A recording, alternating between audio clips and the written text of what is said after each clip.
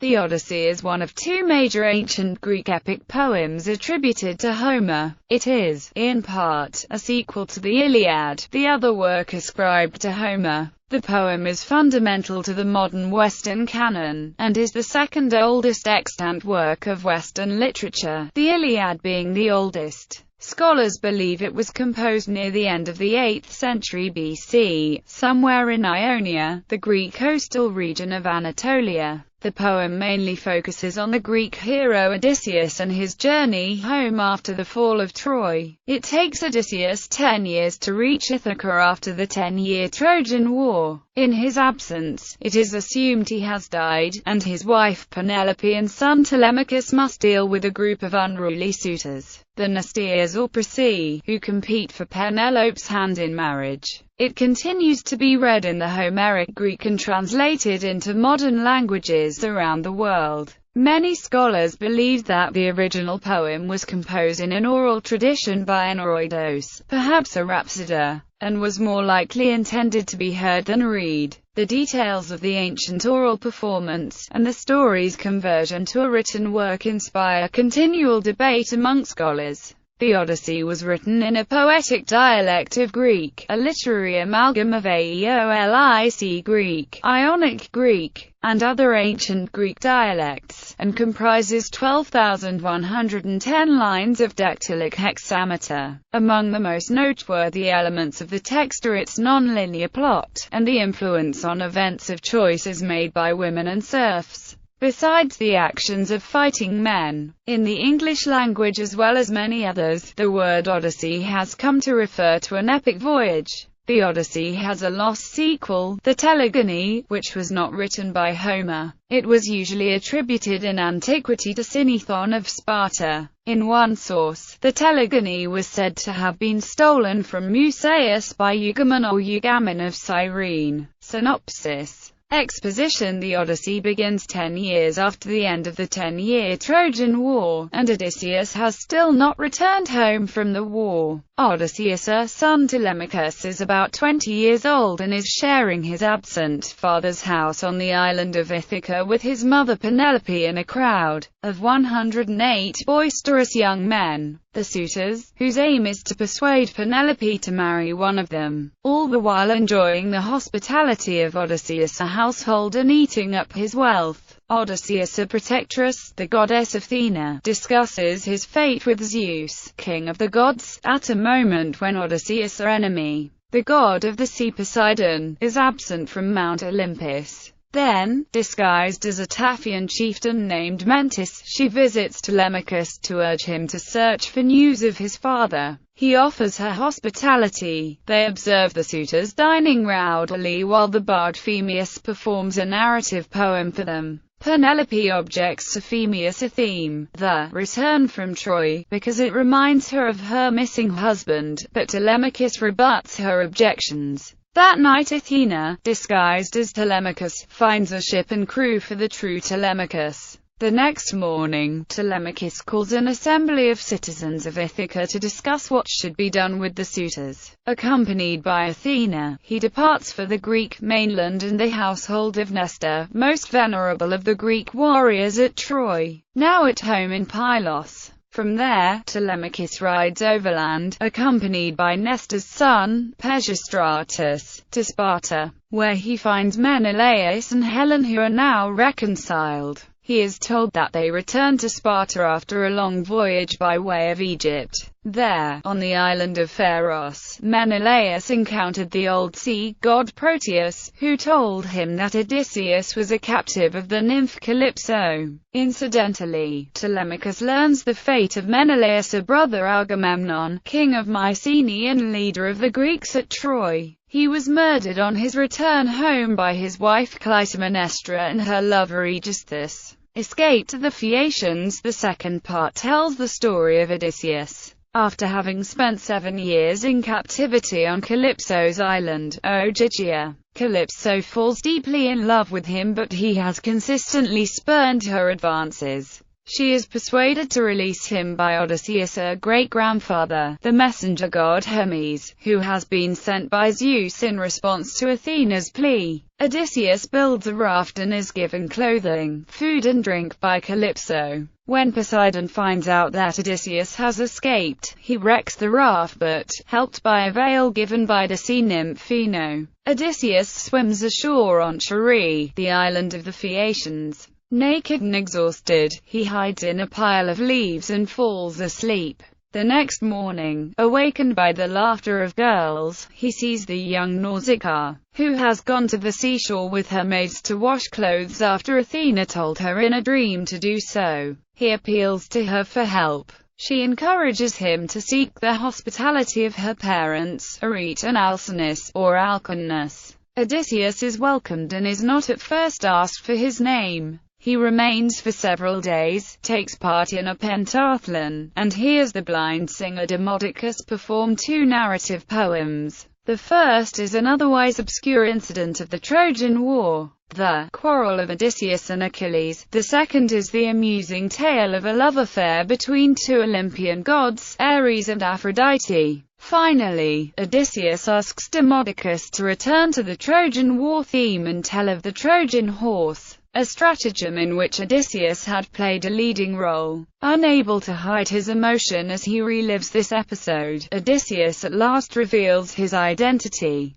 He then begins to tell the story of his return from Troy. Odysseus' account of his adventures after a piratical raid on Ismarus in the land of the Cicones. He and his 12 ships were driven off course by storms. They visited the lethargic lotus eaters who gave 2 of his men the fruit which caused them to forget their homecoming, and then were captured by the Cyclops Polyphemus, escaping by blinding him with a wooden stake. While they were escaping, however, Odysseus foolishly told Polyphemus his identity, and Polyphemus told his father, Poseidon, that Odysseus had blinded him. Poseidon then curses Odysseus to wander the sea for 10 years, during which he would lose all his crew and return home through the aid of others. After their escape, they stayed with Aeolus, the master of the winds, and he gave Odysseus a leather bag containing all the winds, except the west wind, a gift that should have ensured a safe return home. However, the greedy sailors naively opened the bag while Odysseus slept, thinking it contained gold. All of the winds flew out and the resulting storm drove the ships back the way they had come, just as Ithaca came into sight.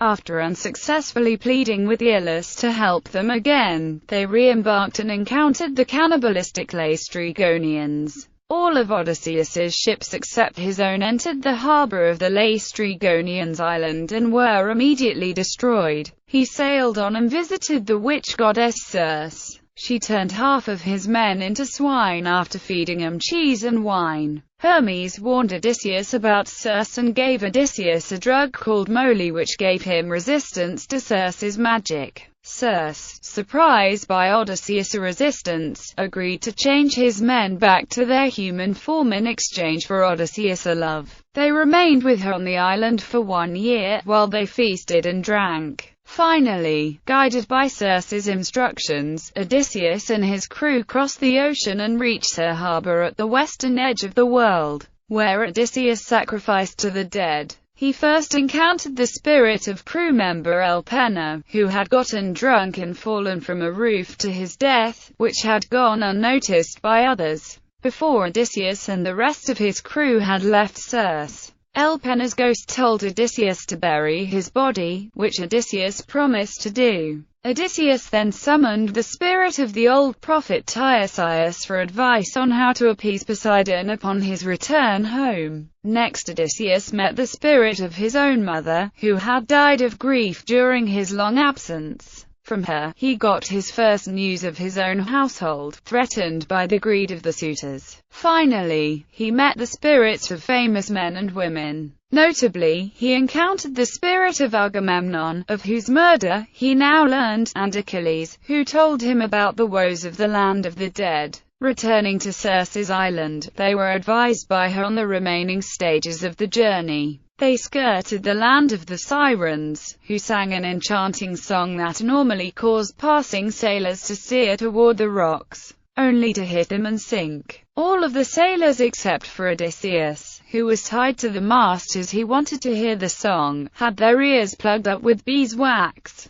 They then passed between the six-headed monster Scylla and the whirlpool Charybdis, Odysseus losing 6 men to Scylla, and landed on the island of Thrinacia. Zeus caused a storm which prevented them leaving. While Odysseus was away praying, his men ignored the warnings of Tiresias and Circe and hunted down the sacred cattle of the sun god Helios as their food had run short. The sun god insisted that Zeus punish the men for this sacrilege. They suffered a shipwreck as they were driven towards Charybdis. All but Odysseus were drowned. He clung to a fig tree above Charybdis. Washed ashore on the island of Ogygia, he was compelled to remain there as Calypso's lover until she was ordered by Zeus, via Hermes, to release Odysseus. Returned to Ithaca having listened with rapt attention to his story, the Phaeacians, who are skilled mariners, agree to help Odysseus get home. They deliver him at night, while he is fast asleep, to a hidden harbor on Ithaca. He finds his way to the hut of one of his own slaves, the swineherd Eumaeus. Athena disguises Odysseus as a wandering beggar so he can see how things stand in his household. After dinner, he tells the farm laborers a fictitious tale of himself. He was born in Crete, had led a party of Cretans to fight alongside other Greeks in the Trojan War, and had then spent 7 years at the court of the king of Egypt. Finally he had been shipwrecked in Thesprotia and crossed from there to Ithaca. Meanwhile Telemachus sails home from Sparta, evading an ambush set by the suitors. He disembarks on the coast of Ithaca and makes for Eumaeus's hut. Father and son meet. Odysseus identifies himself to Telemachus, and they decide that the suitors must be killed. Telemachus goes home first. Accompanied by Eumaeus, Odysseus returns to his own house, still pretending to be a beggar. When Odysseus's dog saw him, he was so excited that he died. He is ridiculed by the suitors in his own home, especially by one extremely impertinent man named Antinous. Odysseus meets Penelope and tests her intentions by saying he once met Odysseus in Crete. Closely questioned, he adds that he had recently been in Thesprotia and had learned something there of Odysseus's recent wanderings. Odysseus's identity is discovered by the housekeeper, Eurycleia, when she recognizes an old scar as she is washing his feet.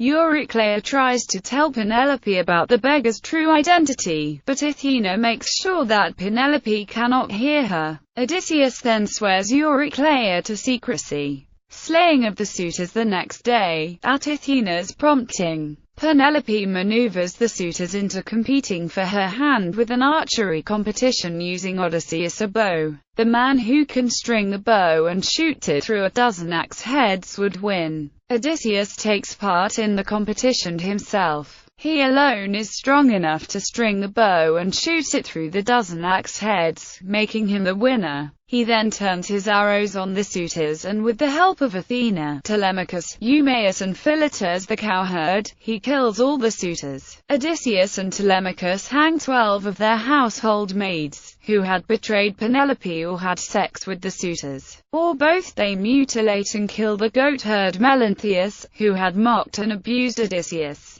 Now at last, Odysseus identifies himself to Penelope. She is hesitant, but accepts him when he mentions that their bed was made from an olive tree still rooted to the ground. Many modern and ancient scholars take this to be the original ending of the Odyssey, and the rest to be an interpolation. The next day he and Telemachus visit the country farm of his old father Laertes, who likewise accepts his identity only when Odysseus correctly describes the orchard that Laertes had previously given him. The citizens of Ithaca have followed Odysseus on the road, planning to avenge the killing of the suitors, their sons. Their leader points out that Odysseus has now caused the deaths of 2 generations of the men of Ithaca. his sailors, not one of whom survived, and the suitors, whom he has now executed. The goddess Athena intervenes, a deus ex machina, and persuades both sides to give up the vendetta. After this, Ithaca is at peace once more, concluding the Odyssey. Character of Odysseus. Odysseus, a name, means trouble in Greek, referring to both the giving and receiving of trouble, as is often the case in his wanderings. An early example of this is the boar hunt that gave Odysseus the scar by which Euryclea recognizes him. Odysseus is injured by the boar and responds by killing it. Odysseus' a heroic trait is his metis, or cunning intelligence. He is often described as the peer of Zeus in council. This intelligence is most often manifested by his use of disguise and deceptive speech. His disguises take forms both physical and verbal, such as telling the Cyclops Polyphemus that his name is Omicron Tau Iota Sigma, nobody, then escaping after blinding Polyphemus. When asked by other Cyclopes why he is screaming, Polyphemus replies that nobody is hurting him, so the others assume that if alone as you are, Polyphemus, none uses violence on you. Why? There is no avoiding the sickness sent by great Zeus, so you had better pray to your father, the Lord Poseidon. The most evident flaw that Odysseus sports is that of his arrogance and his pride, or hubris. As he sails away from the island of the Cyclopes, he shouts his name and boasts that nobody can defeat the great Odysseus.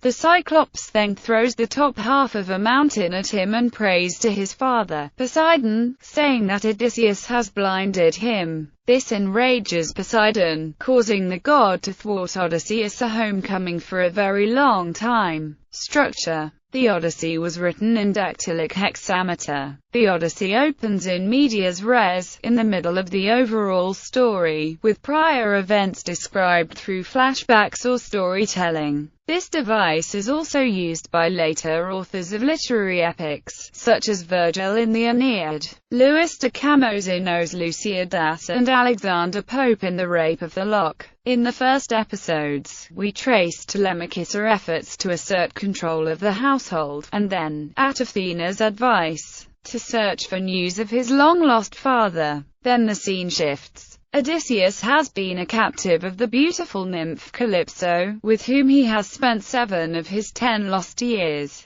Released by the intercession of his patroness Athena, through the aid of Hermes, he departs, but his raft is destroyed by his divine enemy Poseidon, who is angry because Odysseus blinded his son, Polyphemus. When Odysseus washes up on Scheria, home to the Phaeacians, he is assisted by the young Nausicaa and is treated hospitably. In return, he satisfies the Phaeacians' curiosity, telling them, and the reader, of all his adventures since departing from Troy. The shipbuilding Phaeacians then loan him a ship to return to Ithaca, where he is aided by the swineherd Eumaeus, meets Telemachus, regains his household, kills the suitors, and is reunited with his faithful wife Penelope. All ancient and nearly all modern editions and translations of the Odyssey are divided into 24 books. This division is convenient, but it may not be original. Many scholars believe it was developed by Alexandrian editors of the 3rd century BC. In the classical period, moreover, several of the books were given their own titles. The first 4 books, focusing on Telemachus, are commonly known as the Telemachy. Odysseus, a narrative, Book 9, featuring his encounter with the Cyclops Polyphemus, is traditionally called the Cyclopia. Book 11, the section describing his meeting with the spirits of the dead, is known as the Nekyia. Books 9 through 12, wherein Odysseus recalls his adventures for his Phaeacian hosts, are collectively referred to as the Apologia. Odysseia, Stories. Book 22, wherein Odysseus kills all the suitors, has been given the title Nostrophonia, Slaughter of the Suitors. This concludes the Greek epic cycle, though fragments remain of the alternative ending, of sorts known as the telegony. This telegony aside, the last 548 lines of the Odyssey, corresponding to Book 24, are believed by many scholars to have been added by a slightly later poet. Several passages in earlier books seem to be setting up the events of Book 24, so if it were indeed a later edition, the offending editor would seem to have changed earlier text as well. For more about varying views on the origin, authorship and unity of the poem, see Homeric scholarship. Geography of the Odyssey. The events in the main sequence of the Odyssey take place in the Peloponnese and in what are now called the Ionian Islands. There are difficulties in the apparently simple identification of Ithaca, the homeland of Odysseus, which may or may not be the same island that is now called Ithaki. The wanderings of Odysseus as told to the Phaeacians, and the location of the Phaeacians' own island of Scheria, pose more fundamental problems. If geography is to be applied, scholars, both ancient and modern, are divided as to whether or not any of the places visited by Odysseus are real.